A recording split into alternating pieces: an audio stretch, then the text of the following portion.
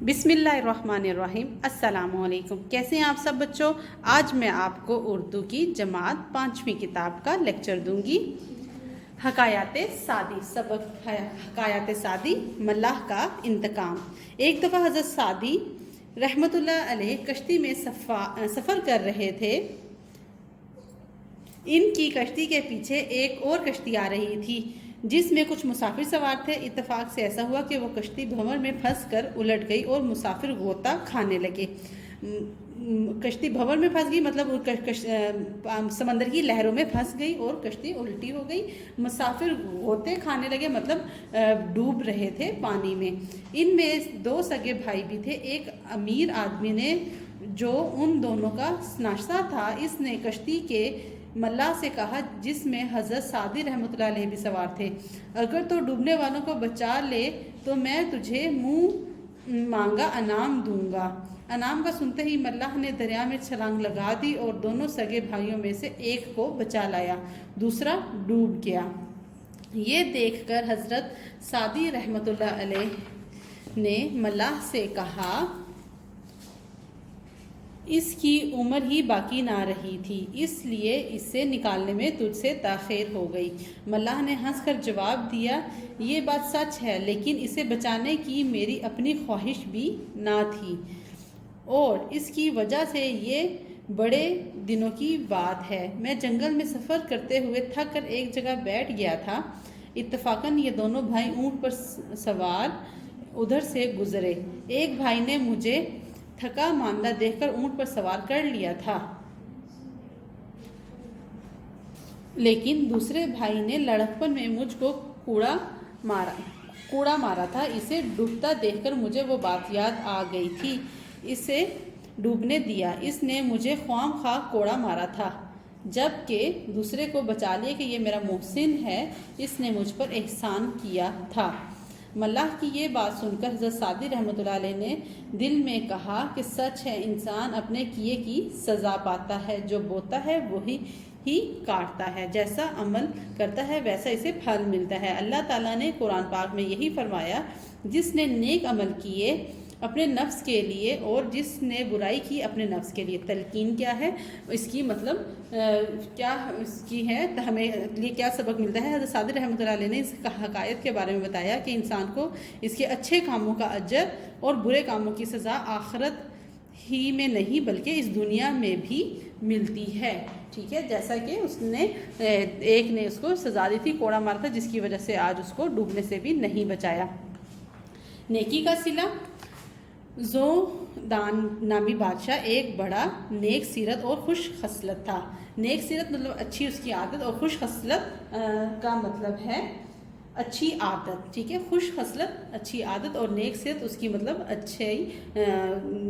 اچھائی کی بہت زیادہ تعریفیں ہوتی تھیں۔ بادشاہ اس کی بڑی عزت کرتا تھا۔ ایک دن وزیر سے اتفاقاً غلطی ہو گئی، بادشاہ کو بری لگی، نتیجہ اس کی ساری جائیداد ضبط کر کے اسے قید میں ڈال دیا۔ تو اس آڑے وقت میں اس کی وہ ناکامیاں کام آئیں جو وزیر ہوتے ہوئے اس نے لوگوں سے کی تھی۔ وہ سپاہی اور اہلکار اس کے مددگار ہوئے جنہیں اس کی ذات سے کوئی نہ کوئی فائدہ پہنچا تھا۔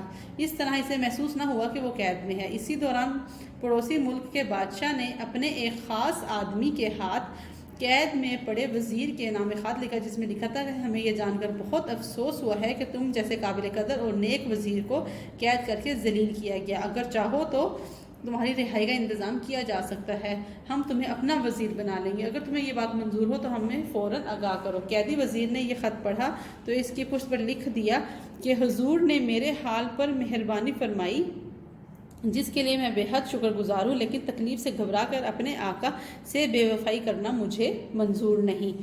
پڑوسی بادشاہ کے قاصد کی آمد کا حال اتفاق سے ایک شخص کو ہو گیا جو قیدی وزیر سے عداوت رکھتا تھا۔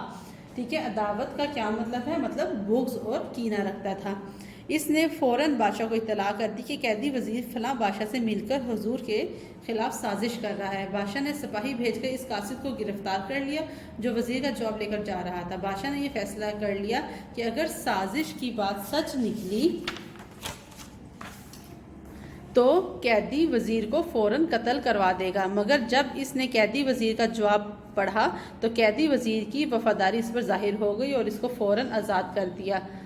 اور خلقت و نعمت دے کر کہا خطا کی میں نے تجھے ایزا دی. ٹھیک ہے، خلقت و نعمت کا کیا مطلب ہوتا ہے؟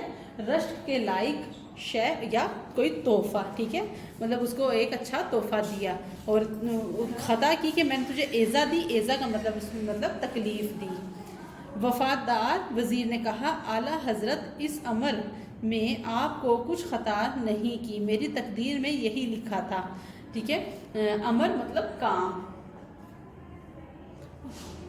تلقین کیا ہے اس بات میں ہمارے لیے؟ حضرت سعدی رحمۃ اللہ علیہ نے اس حکایت میں یہ تلقین کی کہ مصیبت میں بھی انسان کو حق پر قائم رہنا چاہیے. بے شک اللہ اس کی مصیبت دور کرنے والا ہے. در حقیقت مصائب اور آلام میں ثابت قدم رہنے والے ہی آخر کار شاد و کامران رہتے ہیں. شاد و کامران مطلب خوش اور خرم رہتے ہیں، کامیابی ملتی ہے انہی کو. عیب جوئی بری عادت ہے. حضرت سعدی رحمۃ اللہ علیہ فرماتے ہیں بچپن میں مجھے عبادت کا بڑا شوق تھا. شب بیداری کرتا، تہجد پڑھتا، ساری رات قرآن مجید کی تلاوت میں گزر جاتی. ایک رات حسب معمول والد محترم کے ساتھ عبادت میں مشغول تھا اور ہمارے پاس ہی کچھ لوگ فرش پر پڑے سو رہے تھے. میں نے ان کی یہ حالت دیکھی تو مجھے ان میں سے کسی نے ان کی حالت دیکھی تو کہا میں ان میں سے کوئی سر نہیں اٹھاتا، بندگی معبود بجا نہیں لاتا، ایسے سوئے ہوئے جیسے سانپ سونگ گیا. یہ سن کر والد محترم نے ارشاد کیا خوب ہوتا تو بھی سو جاتا، مگر کسی کا عیب تیری زبان پر نہ آتا. ٹھیک ہے کہ عیب یا کسی کی برائی نہیں کرنی چاہیے، بے شک وہ کتنے ہی کوئی ایسے کام میں غلط کیوں نہ ہو. تلقین حضرت سعدی رحمۃ اللہ علیہ نے اس حکایت میں یہ تلقین کی ہے کہ عیب جو ہی بری عادت ہے اس سے بچنا چاہیے. تکبر کو مٹانا عبادت کا پہلا مقصد ہے. ٹھیک ہے، تکبر نہیں کرنا چاہیے اپنے اچھے کام کرنے پر. یہ ہماری پڑھائی ہم نے مکمل کر لی. شیخ سعدی کی رحمۃ اللہ علیہ کی نے حکایات بیان کی ہیں کہ کون ہمیں ایسے کام نہیں کرنے چاہیے.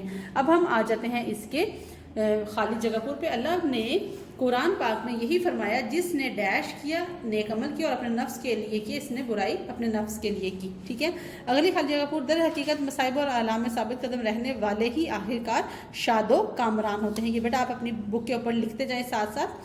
زودان نامی بادشاہ ایک بڑا وزیر، نیک سیرت اور خوش خلقت تھا. ٹھیک ہے، خلقت ورڈ ہے. پڑوسی بادشاہ کے قاصد کی آمد کا حال اتفاق سے ایک ایسے شخص کو ہو گیا جو قیدی وزیر سے عداوت رکھتا تھا. ٹھیک ہے، یہاں پہ لکھیں گے آپ قاصد اور یہاں پر لکھیں گے آپ عداوت رکھتا تھا. ٹھیک ہے. حضرت سعدی رحمۃ اللہ علیہ بچپن میں ہی مجھے عبادت کا بڑا شوق تھا. شب بیداری، تہجد پڑھنا، ساری رات قرآن مجید کی تلاوت میں گزر جاتی.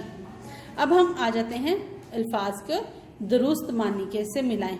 غوطہ کا پانی مطلب ہے پانی کے نیچے زیر آب جانے کا عمل. ٹھیک ہے، پانی میں ڈوب جانا. ضبط قبضے میں لینا. محسن احسان کرنے والا. بجا نہیں لاتا، تعمیل نہیں کرتا. شب بیداری رات بھر جاگنا. پشت کسی چیز کا پچھلا حصہ. ٹھیک ہے، یہ آپ ملائیں گے اور یہ ہمارے پاس ہے گرامر سے ریلیٹڈ ہے. یہ بہت ہی ہے کہ اسم معرفہ کی اقسام دی گئی ہے، اسم علم کی اقسام گئی ہے. خطاب وہ ہے جو وصفی نام کسی کو آپ دیتے ہیں، جیسے قائد اعظم کو ہم قائد اعظم یا بابائے اردو، یہ ہمارے وصفی نام خطاب ہیں. ٹھیک ہے. تخلص جو شاعر اپنے اشعار میں استعمال کرتا ہے، آخری شعر میں تخلص اس کو کہتے ہیں. اور لقب وصفی نام ہوتے ہیں جو کسی وجہ سے مشہور ہو جائے، جیسے ابراہیم خلیل اللہ. عرف کیا ہے جو ہم پیار سے بولا جاتا ہے نام، جیسے مانو، بیبی، ایسے. ٹھیک ہے. کنیت کیا ہے؟ وہ نام ہے جو ماں باپ یا بیٹے بیٹی کے تعلق سے بولا جائے. مثلا ابو بکر مطلب بکر کا بیٹا. یہاں پہ ہے جیسے ابو بکر کا بیٹا. کلثوم کی ماں. ٹھیک ہے، یہ کیا ہے؟ کنیت ہے جو کسی تعلق سے بولتے ہیں. اب ہم اس کے آ جاتے ہیں انبیاء کرام اور صحابہ کرام کے ساتھ ان کا لقب استعمال کرنا ہے. ٹھیک ہے. حضرت ابراہیم کیا ہے؟ خلیل اللہ. آپ لکھیں گے یہاں پر خلیل اللہ. حضرت موسیٰ کیا ہے؟ کلیم اللہ. حضرت اسماعیل کیا ہے؟ ذبیح اللہ. حضرت عیسیٰ علیہ السلام کیا ہے؟ روح اللہ. حضرت عمر کیا ہے؟ فاروق، ان کا لقب کیا ہے؟ فاروق۔ حضرت عثمان کو غنی بولتے ہیں کہ ان کی سخاوت مشہور ہے۔ حضرت علی اسد اللہ، اللہ کا شیر۔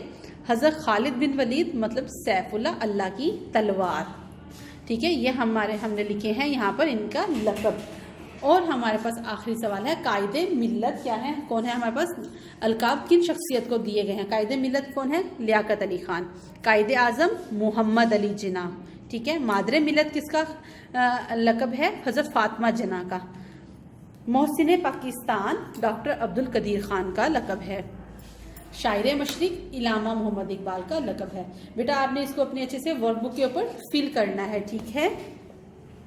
اب ہم آ جاتے ہیں ورک بک کے کام کی طرف۔ اردو جماعت پنجم ہمارے پاس جو ورک بک ہے، حکایات سعدی چیپٹر ہم کر رہے ہیں۔ اس میں ہم نے کالم ملانے ہیں۔ بھنور کا مطلب ہوتا ہے گرداب، دریا کا وہ مقام جہاں پانی ایک دائرے میں گردش کرتا ہے۔ سناشا پہچانا ہوا، ٹھیک ہے، اس کو ملاتے جائیں بیٹا ساتھ ساتھ۔ خوش خصلت اچھی عادت، قاصد پیغام رساں، عداوت بغض، خلقت و نعمت، رشک کے لائق اور تحفہ، ایذا تکلیف، امر فعل۔ ٹھیک ہے، یہ ہمارے پاس ہو گئے کالم ملائیں۔ اب ہم آ جاتے ہیں الفاظ جملے۔ بیٹا الفاظ جملے میں نے بنائے ہیں، آپ اس کو اپنے طور پر بھی لکھ سکتے ہیں۔ تاخیر کا میں نے جملہ بنایا ہے، علی صبح آنکھ جلدی نہ کھولنے کی وجہ سے اسکول تاخیر سے پہنچا۔ ٹرین حادثے کی وجہ سے تاخیر سے پہنچی۔ ٹھیک ہے، تاخیر کا جملہ کیا ہے؟ ٹرین حادثے کی وجہ سے تاخیر سے پہنچی۔ اب ہم آ جاتے ہیں منظور، مجھے تمہاری شرط منظور نہیں۔ اور دوسرا کیا جملہ ہے؟ جو اللہ کو منظور ہوتا ہے وہی ہوتا ہے۔ قابل قدر، استاد کی کہی ہوئی بات ہمیشہ قابل قدر ہوتی ہے۔ محترمہ فاطمہ جناح کی خدمات ہمیشہ ہمارے لیے قابل قدر رہیں گی۔ ٹھیک ہے بیٹا، یہ الفاظ جملے میں نے بنائے ہیں، آپ بھی خود سے بنا سکتے ہیں، لیکن اس میں غلطی کی گنجائش نہیں ہے۔ آپ نے اس میں کوئی غلطی نہیں کرنی۔ اگر آپ خود سے کوئی جملہ بناتے ہیں لازمی چیک کروا لیں۔ اور بیٹا آپ کو سوالات کے جوابات کے نوٹس مل جائیں گے اپنے ایڈمن آفس سے۔ یہ آپ نے آ کر اپنے ایڈمن آفس سے کلیکٹ کر لینے ہیں ان نوٹس کو اپنے، تاکہ اسیسمنٹ 4 آپ کی بہت اچھے سے ہو سکے۔ اپنا بہت سا خیال رکھیں۔ اللہ حافظ۔